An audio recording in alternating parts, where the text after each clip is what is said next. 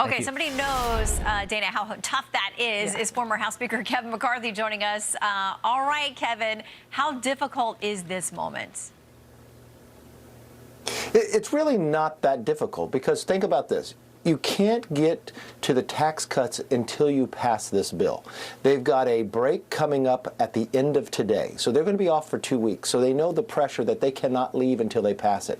President Trump has weighed in for the last couple days. He has become the president, the whip, the speaker, and if you know, it's just a few holding out for what? They really don't have something to hold out for. So I believe they will break at the end of this day. They were supposed to pass it a couple days ago. They're supposed to pass it yesterday. They pulled it. To see the Senate leader and the speaker together, and knowing those individuals had gone that were against it, went to the White House, they went over and saw the Senate, there's no place else for them to go. They need to be with the team that the American public supported and gave the majority and gave the presidency to. Otherwise, taxes will go up. So I believe at the end of the day, wisdom will come to them, and they will pass this bill so Ways and Means can start the work on really what they need to get done. How hard is it to do those details? That's going to be a critical part, but what the Senate was able to do, especially with the parliamentarian decision about a baseline, current baseline, it freed it up to get this done, where they can bring in and no tax on overtime to take care of the seniors. They're going to look at SALT for California and New York. I think this is a much easier job than it looked a couple months ago. And the few holdouts who are trying to personally pick and choose what they're able to make savings on, well, that's what collectively you can do together with President Trump, and they're forgetting what DOJ has been able to do. So if they have those votes, I think this really can be something that would be perfect for this country. You're going to find savings with eliminating waste and fraud, but you're also going to secure an economy that will be strong, making sure taxes do not get raised. And let me also ask you about this other topic, because the SAVE Act, which is about election integrity, that's up for a vote today as well. Democrats are saying through Hakeem Jeffries they are against it. Here's Speaker Johnson.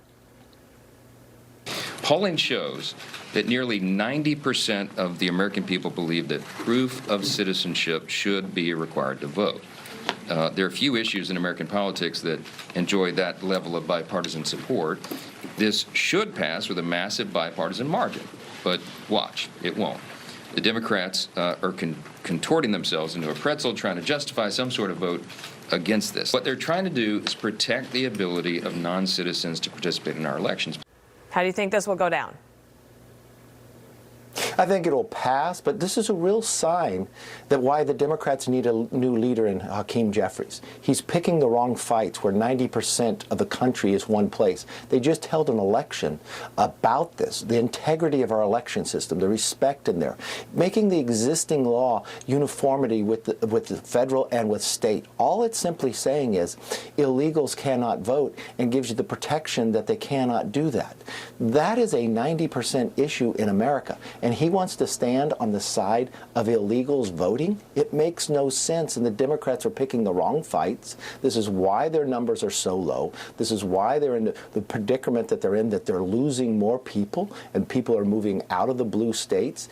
They have a weak leadership in Hakeem and Schumer, and this is what's been causing a lot of their problems. And that's why you see AOC and Bernie Sanders out across the country getting big crowds, but the Democratic leaders can't even go on a book tour.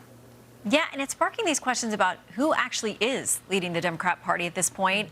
Tim Walz, Governor Walz, who was the VP nominee on the ticket, he's had a lot to say in giving guidance. Here's a little bit of his recent remarks. But I don't think we should be the party that demonizes someone because they're able to afford something or they're able to work hard and got something. What we should demonize is people like Elon Musk and those people that do that. And that's different. That's different. So don't demonize successful people unless it's Elon Musk. Yeah, the individual who rescued the astronauts, the individual who has shown the rest of the world how to build electric cars, how to have the satellite system where you can have the internet in a hurricane. It just shows the pettiness of Tim Walz, and I don't think he'll be the leader of the Democratic Party either. They need to keep searching. Got to tell you, you got a nice backdrop today, Kevin McCarthy. Mm-hmm. We're I'm in cold California. over here. We're jealous. Great to see you. Thank you so much.